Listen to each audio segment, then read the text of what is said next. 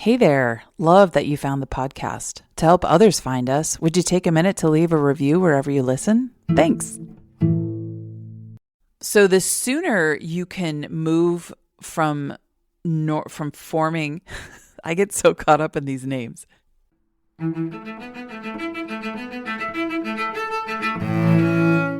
Hello and welcome to Unleaderly, the podcast that looks at the world through a leadership perspective.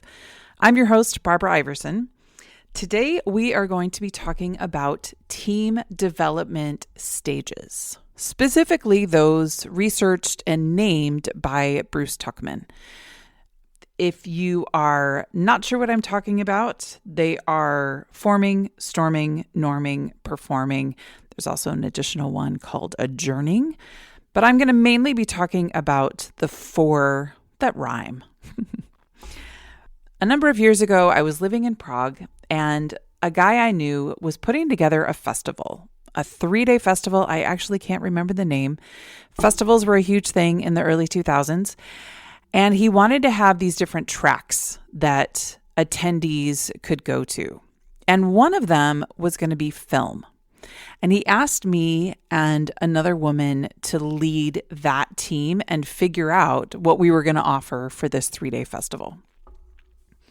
And I was super excited to do this. I was leading a movie club at the time with teenagers, so really absorbed into the world of movies. And I was like, okay, this is super fun. And basically he told us, okay, this is you two, this is your thing.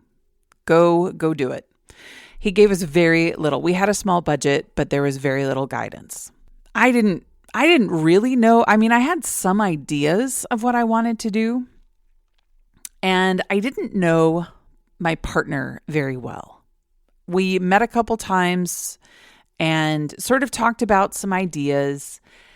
And as we were going, I had ideas of things that I wanted to do, but I would sort of get stuck thinking about the things that were overwhelming me that had to be done, but I didn't want to do them. So for example, my partner had found this movie about women during communism that had played a certain role, and the filmmakers had found some of these women and interviewed them about their experience. I honestly don't remember that much about it, but I do remember I thought it was a great idea. I thought it was a cool thing that we would show, but then the woman that I was working with was like, oh, hey, and we should contact them and we should see if they will come and talk with us or be part of the festival in some way. And she had all these ideas, which seriously, to me, scared the crap out of me. Because first of all, my Czech was not great at this time. Like the festival was going to be in English, or at least a lot of it was. So that was not stressful to me. But thinking about talking with these women or arranging or like doing the logistics of this, that's not really my thing. I was much more focused on, hey, let's do movie club, but like on this bigger scale. And I had teenagers that I knew from Prague who I was going to invite to come and actually lead that because we'd been doing movie club for so long. They were really good at it themselves. I guess movie club might be a whole other episode. But essentially, it was teenagers coming, watching movies with me, and then talking about them. And through that process, there were 2 different movie clubs that went on for a number of years. And like from when they were in high school age through university. And we watched so many movies, and we all really learned together how to talk about them meaningfully, like to talk about their the perspective of the film, what was going on, really sort of deep dives into them, not the surfacey type stuff. Like if it was sort of a message movie, that wasn't what we were interested in. We were more interested in, I don't know, as an example, a movie like Magnolia or The Big Lebowski, movies that take a little bit more effort to understand or discuss. But anyway, I digress. So I had plans for content and she had other ideas, and each of us was pretty supportive of it. But I think both of us were feeling extremely overwhelmed and we were just sort of, tiptoeing around each other. Like I said, we didn't really know each other very well. And finally, one day she said, I need to be really honest with you. I'm super excited about having these women come and talk with us and, talk about their experiences based on this documentary that was made about them. I'm totally excited to do the logistics of that, invite them, blah, blah, blah. But I'm really worried about this content. And when you're talking about this movie club thing, I don't know what that is. I'm very overwhelmed thinking about it. And I thought, oh, what you are overwhelmed by is what I am so excited and love and know how to do. And what you are excited to do is what is overwhelming the crap out of me. And after that conversation, we worked together so well. We had so much fun. The film track of this festival was a blast to do. People really enjoyed it. It was so fun. And I remember thinking, I am so glad that she said that in that conversation, that she had the courage to say, I'm uncomfortable and I'm overwhelmed. And I don't really think I can't do all of these things, because of course she didn't have to. I was there, but I was feeling overwhelmed about my own stuff. This was one of the first instances that I can remember in my life of working on a really high functioning team. Now, it was just two of us, but it was this magical moment where we were clear with what we liked and what we didn't like. And we were cool with saying that to each other. And we trusted each other that we had such different personalities and skills that we really complemented each other. We became really unafraid to say what we were feeling and how we were feeling and let the other person step up, because they did. It was incredible.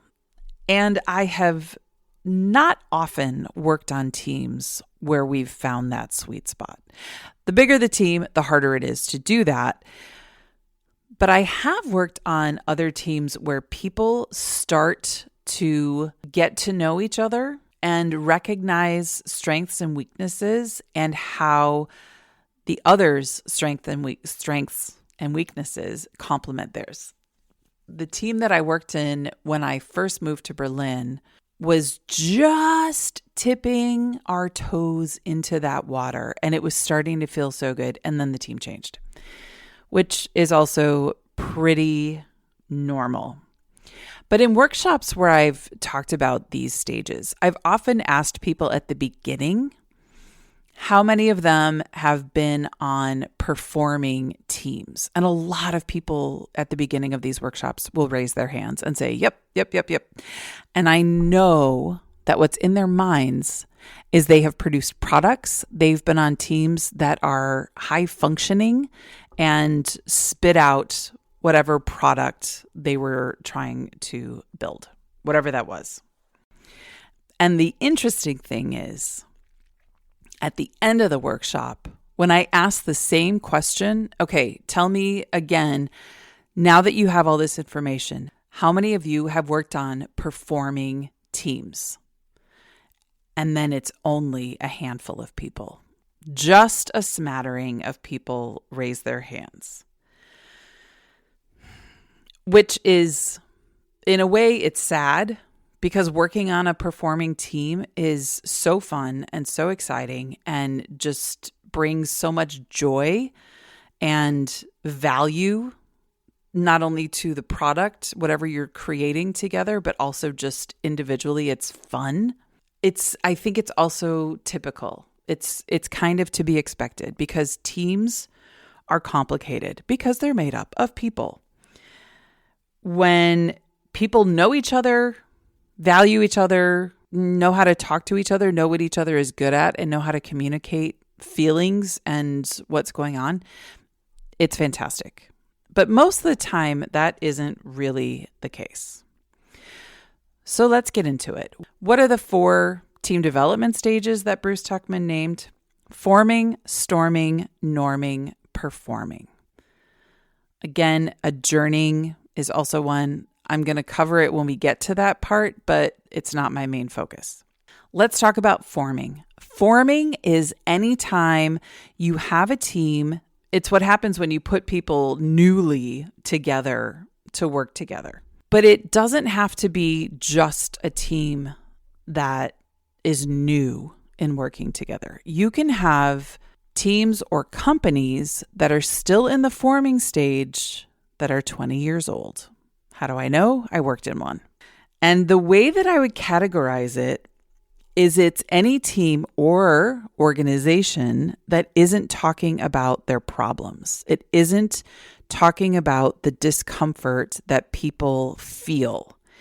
They are more concerned with keeping it harmonious, maybe focusing on the product instead of the people, saying things like, we're a family, because those of you who know, and a lot of people have already, there's been a lot of commentary on this, and I agree.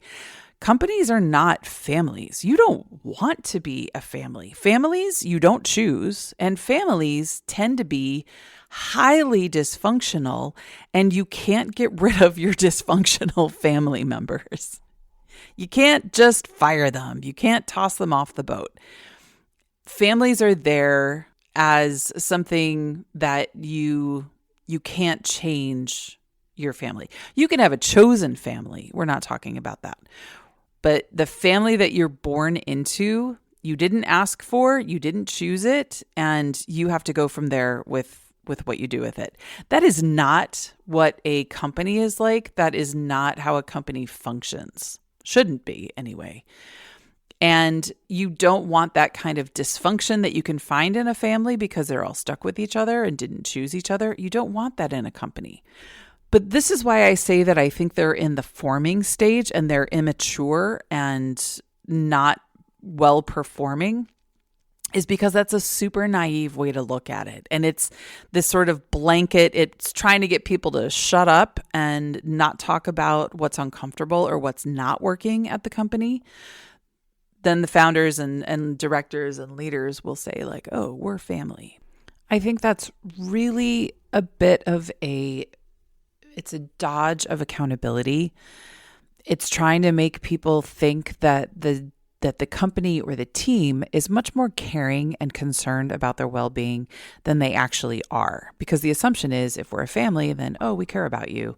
And we really do, even when their actions say something completely different. Actually, a better way to talk about a company that's functioning well is we're a team. You think about a sports team. You think about a team of people, maybe a theater troupe that has a goal. They have come together because of their skills, that they complement each other. They have different roles that they play within that team, and they work together to achieve a common purpose. Wouldn't you rather be a team or a troupe than a family? And not everybody has good family experiences. Keep that in mind too. Sometimes you can say we're a family, and that brings up a whole lot of baggage and discomfort in somebody. But thinking about it as a group of people who are trying to achieve a common goal with different roles within that group, that's fantastic. Companies that haven't taken steps toward founder or C-level or director accountability are also teams that are forming. And I would say, again, immature companies, immature teams, when there's no accountability and the leader of the team is able to do whatever they want, the leader of the company is able to do what they want, there's no opportunity to give feedback, certainly not safely. I've worked in companies where people started giving feedback, and what happened? They got fired.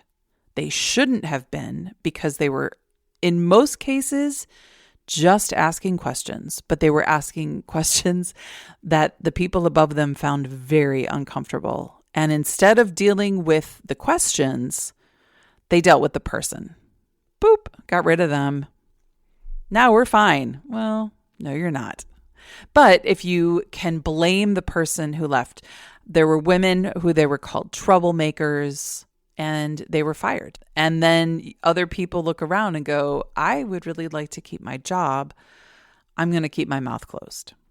So this is a team or a company that's in the forming stage. Storming.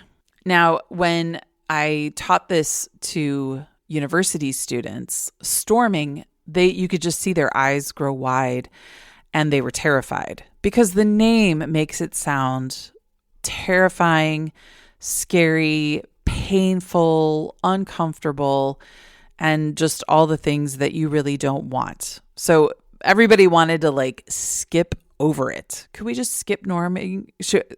Could we skip storming and go to norming? The answer is no, you can't. But the good news is the sooner you get to storming, the easier it is, and the more smoothly you can tend to get through it. Storming is basically people starting to speak up to say that they are uncomfortable and someone listening to them. Because I would say if it's just people speaking up, but they get fired or they get removed somehow, you're still informing. Storming takes someone listening and saying, we've been doing this in a way that we need to stop. We need to change what we're doing. So the sooner you can move from forming, I get so caught up in these names. The sooner you can move from forming into storming, and again, storming can be very short because the next stage is norming. And that is the process of making rules, finding accountability structures, creating new processes, listening to the feedback, and finding ways forward. So if you understand that, getting from this place of everything's fine to, okay, what do we need to do? What that takes is suddenly a few people, or maybe not even suddenly, but a few people starting to say, this is not all right. I'm not okay with it. And someone else saying, okay, then let's make changes. It can be very, very short, but it often isn't, because in those companies that are immature and still in the forming stage where you do not have accountability for the founders / C-level / directors / whomever, they will hang on by their fingernails rather than face the fact that they need accountability structures and feedback structures. They will hang on by their fingernails because they will tell themselves, if we have accountability structures, it will ruin the company. How often have I heard that in Germany? If we allow for a works council, in German it's called a Betriebsrat. If we allow for a works council in this company, it will ruin the company. It'll be over. Which I always thought was so interesting because I said, but there isn't this a normal thing in German companies? Isn't it normal to have a Betriebsrat? Isn't it essentially a sign that this company has reached adulthood? Because it's an accountability structure. It prevents those founders, directors, C-levels, whatever, from just doing whatever they want. Instead, it forces them to have to be accountable for decisions that they make and actually talk with someone about them and get it approved. They just don't have free rein anymore. You can look at these accountability structures as, and this essentially what's norming, you can look at it as ruining a company or team because then it's just not the way it was before. Well, no, it isn't. But guess what? Probably only the people at the very top were benefited from it being a team informing. Everybody else was uncomfortable. How many times have I talked to product managers or the lead sort of founder in a project team where they're like, yeah, everything's cool. Everyone's really happy. And then when I do an exercise that takes the temperature of the team, you discover, oh, there's only one person on this 5-person team who thinks everything's fine. And it's the leader. but everybody else is unhappy. And that's always a question I ask when the leader or something says, we're good, we're fine, everyone's happy. I ask them, would everybody else say that? Or is it just you? Which usually stops them.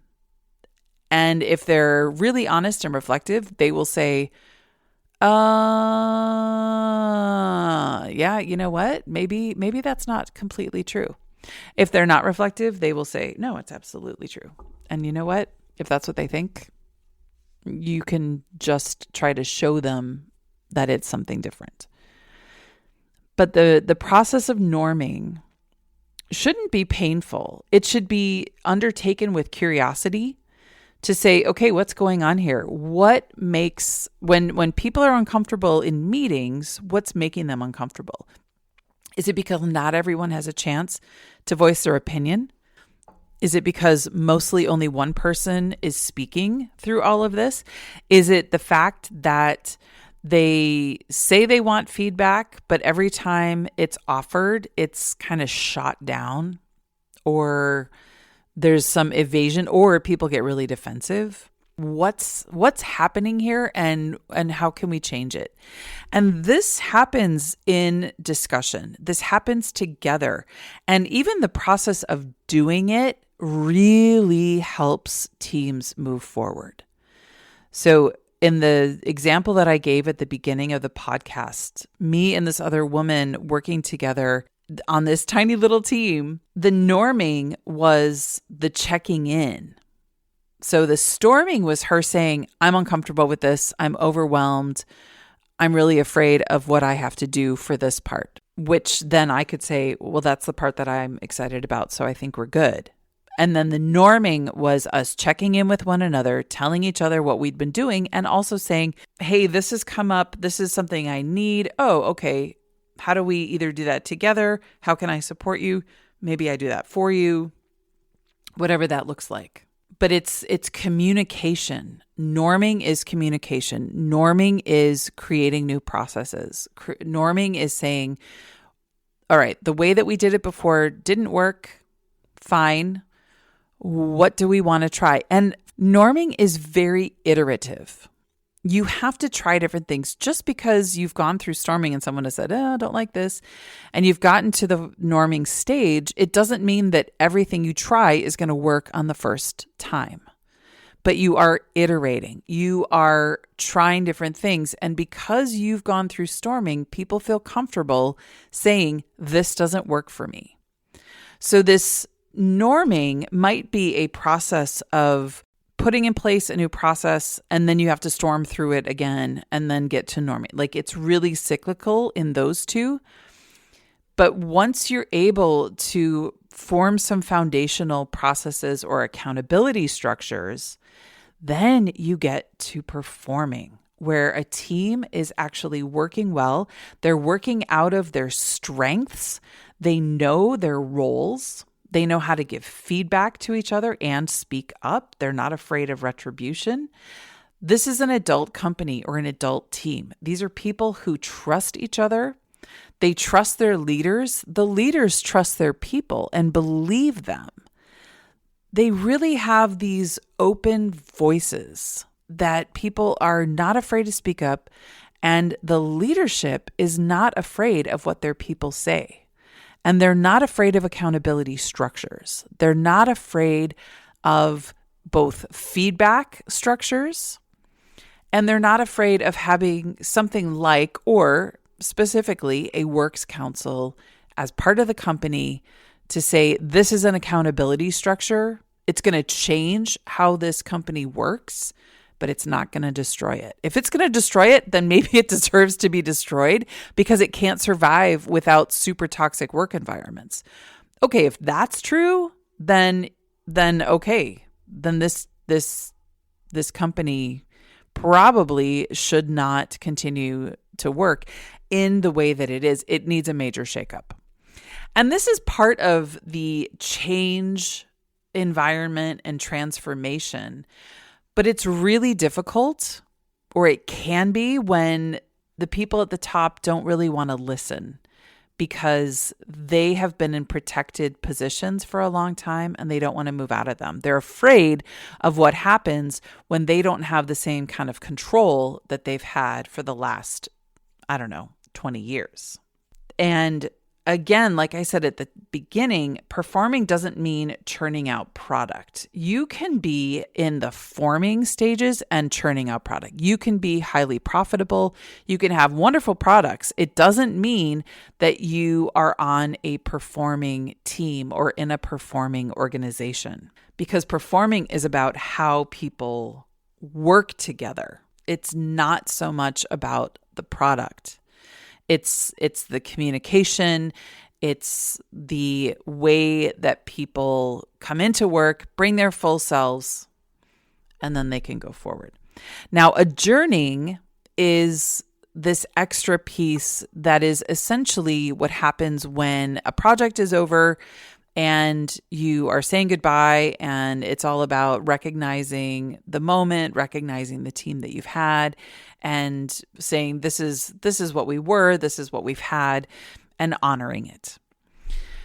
This is not always possible because sometimes people are pulled out of teams for any number of reasons, and you don't really have a chance to celebrate or honor together what you've had. It can happen. I think there are many instances when it doesn't. Because what normally happens within a company, or even the company itself, either gets new leadership or you have a big shakeup in a team, you get a new member, your work changes, your goals change, whatever, then you're back in forming again, and you have to go through all those steps.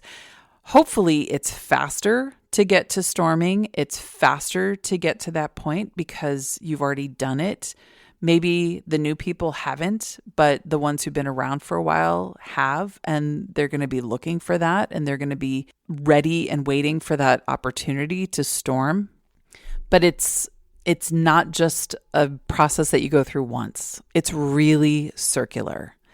And you can count on the fact that you'll have to be in these places.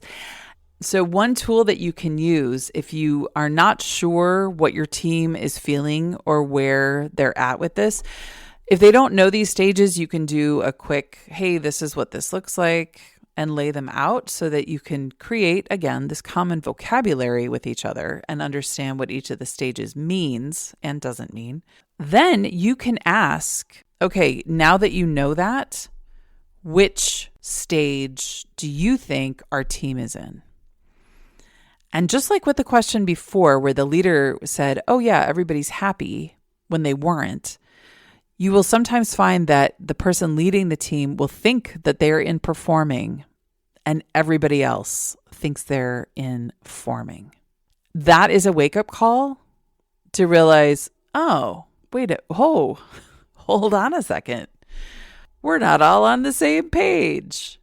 But it's often because those leaders are in those insulated positions, and what they're looking at is the progress of the product, or the progress toward a goal, not how does everybody feel?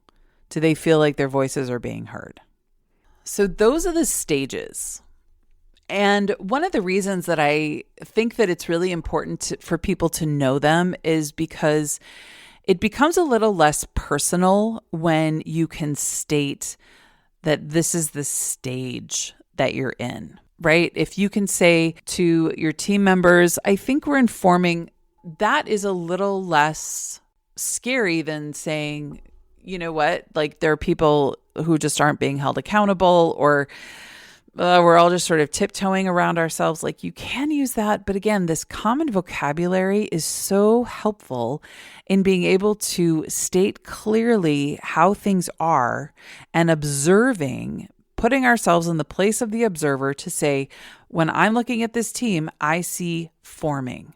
And then everybody can say, okay, yeah, I agree with that. And then you can start saying, how do we get to storming? How do we move into the next phase? How do we create space for that to happen?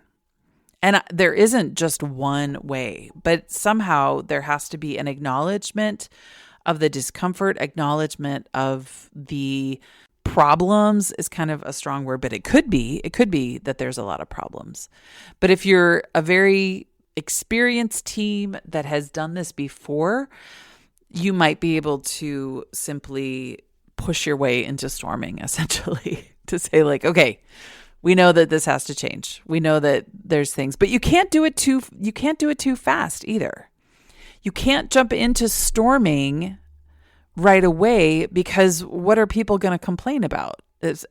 Or what are people going to find uncomfortable? What are people going to say this doesn't work? If there's no this, then there's nothing to be able to storm about or against.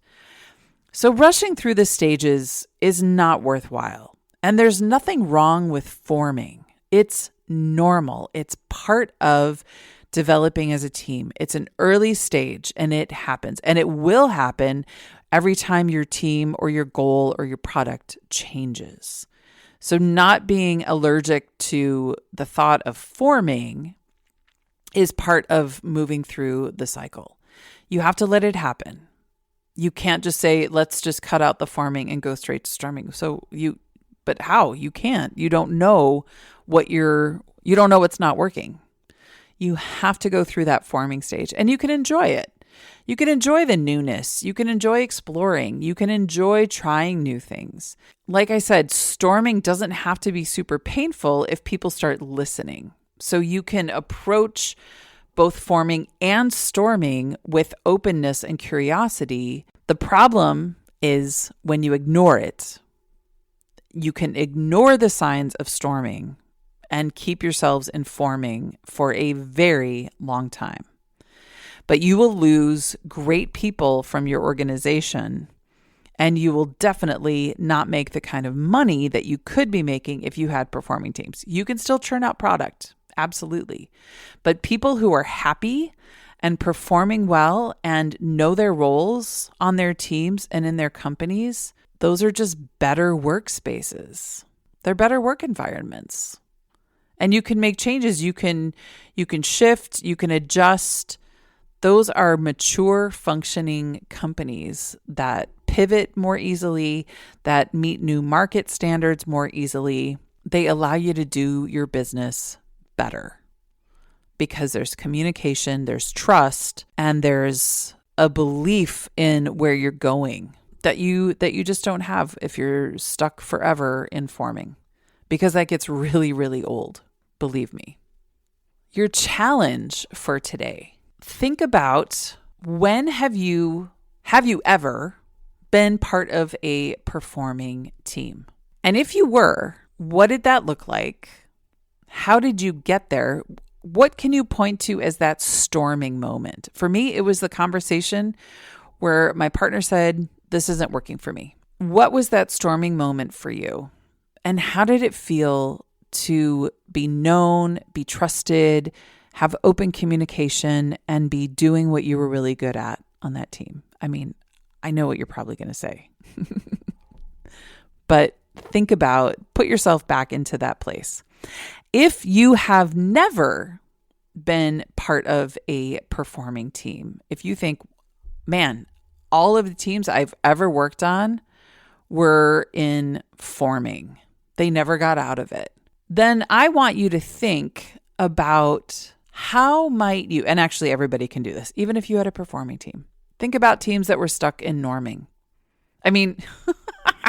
Think about teams that were stuck in forming. How might you have pushed storming to happen? What could have been the catalyst if it wasn't you? If it was, or if it wasn't, what might have been the catalyst for change or for storming to begin in that company? What might storming have looked like? Or was there a moment when storming maybe started to happen, but then it didn't? It got cut off. Maybe there was a push toward a works council type thing, accountability structures, but then they pulled back. what I'm doing with that assignment, with this challenge, is trying to help you become aware of when those moments might come about that change is possible or that storming could begin. In a company, this is a much more difficult question, but in a team, it's a much easier question to answer. How could I produce storming within this team? How could I get us, if we are stuck in forming, how could I get us into storming so that we can start norming and then performing? Thank you for joining me today.